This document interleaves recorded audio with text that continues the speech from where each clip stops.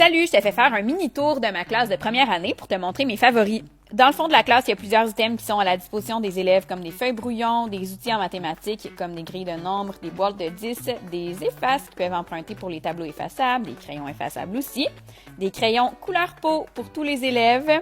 Crayola offre une super belle diversité comme ça. Bon, le petit bac objet perdu, des mini TNI comme on les appelle, des petits tableaux effaçables. Il y a un côté ligné, puis un côté tout blanc. Ça vient en paquet comme ça de 20 ou 30 sur Amazon. Je classe mes ateliers dans des bacs de plastique comme ça par thématique ou par moment de l'année.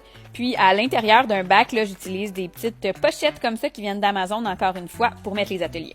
Cette année, j'essaie la boîte à outils mathématiques. Chaque élève en a une dans son bureau. À l'intérieur, il y a un petit crayon effaçable, des jetons, des blocs pour compter et tout ce matériel-là. L'idée et les documents viennent de Madame Ariane, puis les boîtes viennent du Michaels. Mon petit coin lecture maintenant, le tapis, je l'ai pris chez Simons. C'est comme un tapis d'extérieur dans le fond. Les petits coussins jaunes viennent du Tic Géant.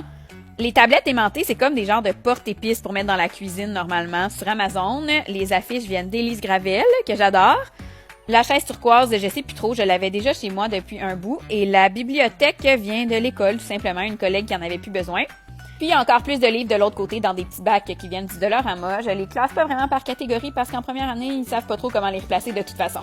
J'ai évidemment un TNI, un tableau interactif à l'avant. Juste à côté, j'y fais ma routine du matin où j'écris la date, la météo, puis on a le petit menu du jour pour dire ce qu'on fait aujourd'hui.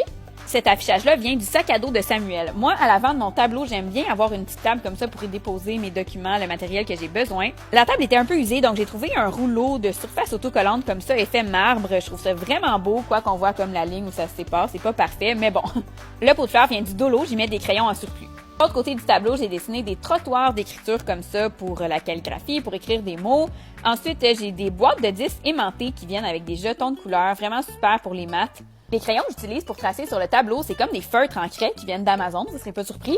J'ai une petite table où je range des ateliers du matin, je vais essayer ça cette année. Dans le fond, c'est comme des casse-têtes, des Legos, des petits jeux de logique, des choses comme ça que les élèves vont pouvoir prendre en arrivant dans la classe pour s'occuper calmement un petit 15 minutes.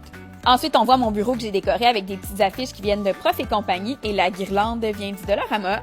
Derrière mon bureau, il y a le mur des artistes. Quand les enfants vont m'offrir des dessins, je vais pouvoir les afficher là. Et pour terminer, mon beau petit miroir, j'ai une publication sur Instagram si vous voulez plus d'infos.